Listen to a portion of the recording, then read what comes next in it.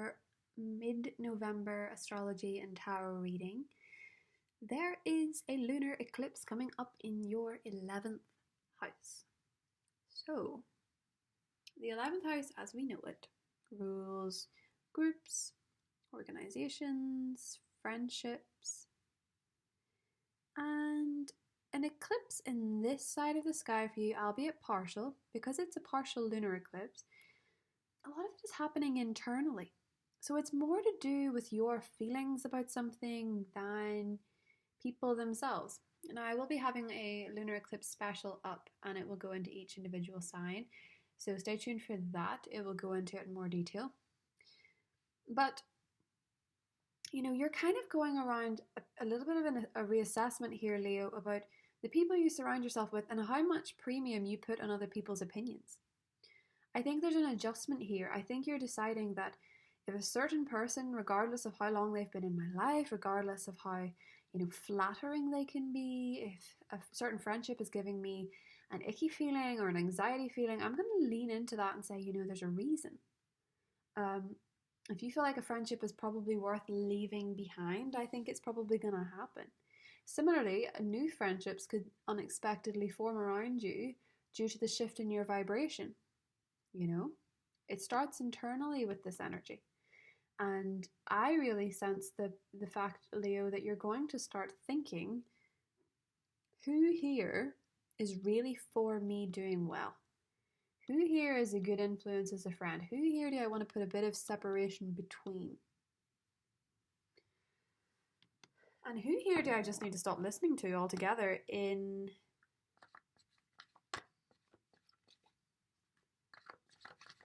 a way that is in detriment to myself? Yep.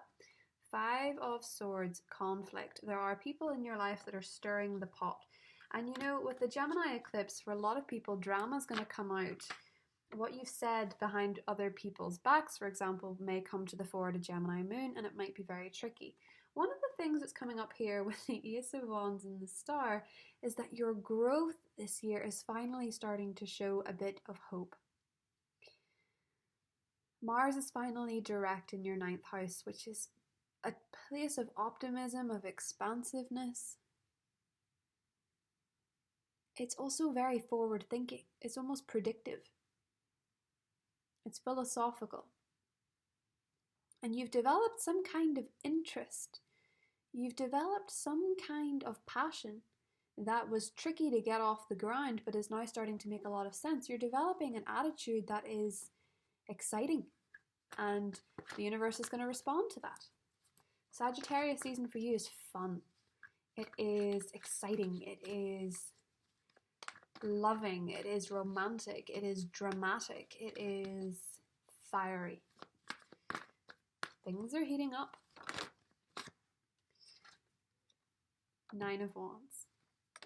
And it would be a shame if you let that heat be misused on people who are just dramatic. You could use that heat on people that are worth your time. That's all I'm saying. 6 of Swords. Because you want to move into Sagittarius season, and you want to move into Jupiter and Saturn going opposite your sign, you want to move into it kind of calmly. Because it's sitting right across from you in the sky, and it's going to be looking at you. And you want to be poised and regal and ready. So, let's have a little look for Leo. The Hermit, the 5 of Wands, the King of Pentacles, the 7 of Swords, and the 10 of Pentacles. Luck is your outcome. I love it. Okay, so let's have a little look and see what we got. King of Cups underneath with the Page of Swords and the Temperance card. Beautiful. Okay, so we have 2 kings of prominence here. You could be dealing with a Scorpio, a Cancer, a Pisces, or you could be dealing with a Taurus, a Virgo, or a Capricorn, especially a Virgo. So you've been doing a lot of thinking in Scorpio season anyway. It's a time when you spend more time at home. This year probably it wasn't as voluntary, but The fourth house is where we go to see our most private self. And with the sun there, we're acutely aware of our nature that we keep hidden, the part of our soul that we don't feel comfortable exposing. It's kind of like the softness beneath the crab shell, because the fourth house is Cancer's house. So because that comes before you, your energy is kind of always going to be one of stepping out into the light and saying, here I am, and saying it loudly. So when the sun moves into your fifth house, you'll feel a really interesting shift. In fact, it actually moves in tomorrow. So you'll feel an interesting shift. You'll feel a real strong energy overtaking you that says, here I am. It's me. Here I am. This is who I am. And it leads you up until the solar eclipse in Sagittarius, which is trined Mars in fellow fire sign Aries. So those two fire signs in trine can only benefit you. You know, you're a Leo, you're the missing link, the third piece. And what I like about this is that during Scorpio season, I think you've done a lot of thinking. I think you've done a lot of thinking of where you're putting your energy and who's taking your energy. For a lot of you, there is a healthy relationship coming towards you of entrepreneurship. There is an energy of trust in yourself, trust in your ability to get the job done, trust in your ability to work your way up, or trust in your ability to find work again. Trust in your ability to make something of yourself financially, materially, but also with integrity and morality. A really strong sense of, I can do this. A really strong sense of, I have come into this world and I am in charge of my own luck. And as we have it, 10 of Pentacles up here, luck, financial, monetary gain. And where's that coming from? Well,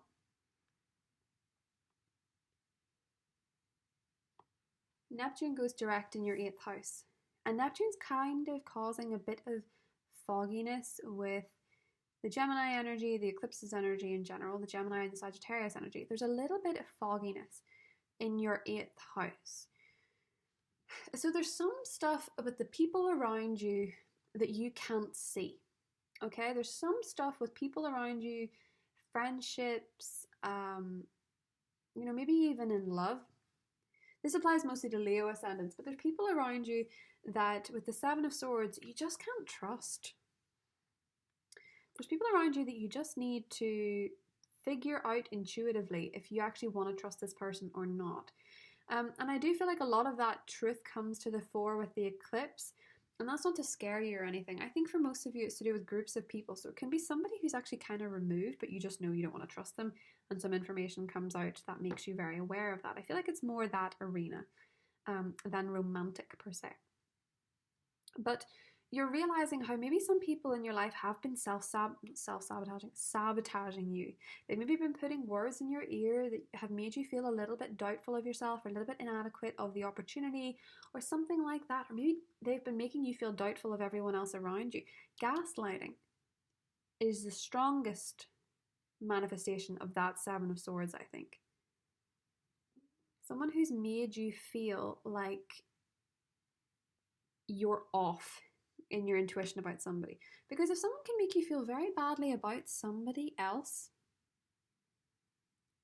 that you didn't feel badly about originally, they have a lot of power over you.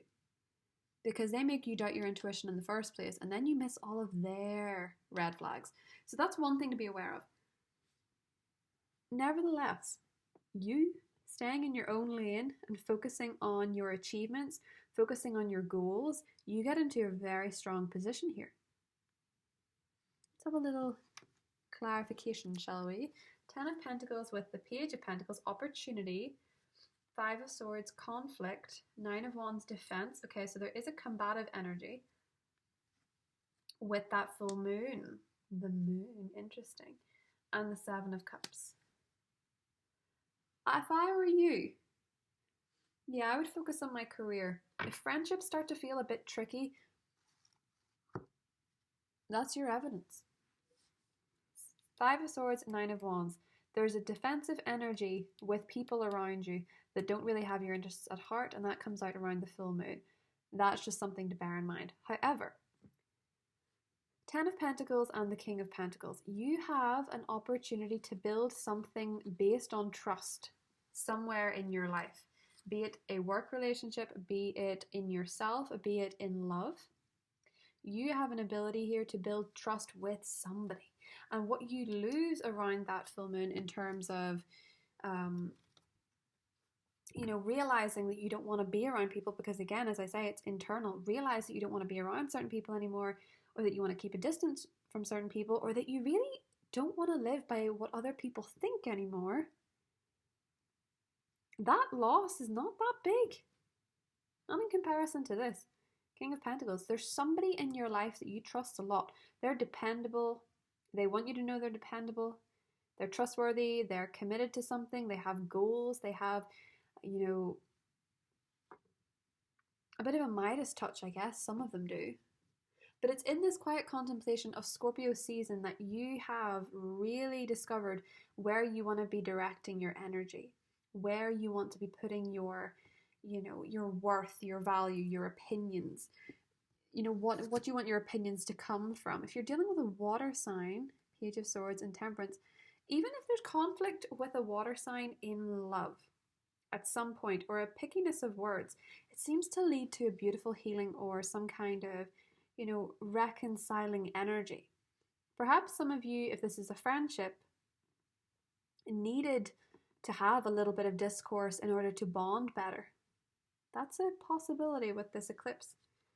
Some things just need to get the truth out in the open in order to flourish. That's also a possibility. Ace of Wands and the Star. You have new potential, new things in your life to give you hope. As far as money goes, it's looking really nice for you, provided you don't get distracted by everybody else's drama. What this is saying, Leo, is that you deserve the best, and you're not to be distracted from that. You're not to be distracted from the fact that you can have luck, you can have big wins, you can have great, trustworthy relationships. Let's do an oracle card. Sorceress. Rhiannon, you're a magical person who can manifest clear intentions into reality.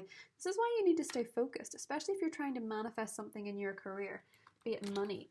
Just before the eclipse, the moon is exalted in Taurus, and that Taurus moon can bring you really beautiful opportunities. Now, one thing to say is that your home is your private nature is somewhat in conflict with your career, okay? There's something about that. You're keeping something too private. I think it's a desire. I think it's a desire for more. Maybe you need to tell your boss, like, I want to take on more. Or maybe you need to decide that I want to work for myself and I want to work from home. I'm liking this. Or maybe you're deciding, I want to get back to work. What can I do? There's a conflict between your private nature and your career advancement. You'll work that out, though. You'll work that out. Because, as I say, the moon is exalted in Taurus and Uranus is also there, meaning that luck can really come to you by the end of November. And it looks like it does. A bit of magic involved in that. Big wins. In the extended, we'll get more into what that luck is. We'll get into the earth sign, the water sign, fellow fire signs, and air signs. And I will see you there, Leo. If not, I'll see you in the lunar eclipse special for the Gemini lunar eclipse on the 30th of November. Talk to you soon, Leo. Bye.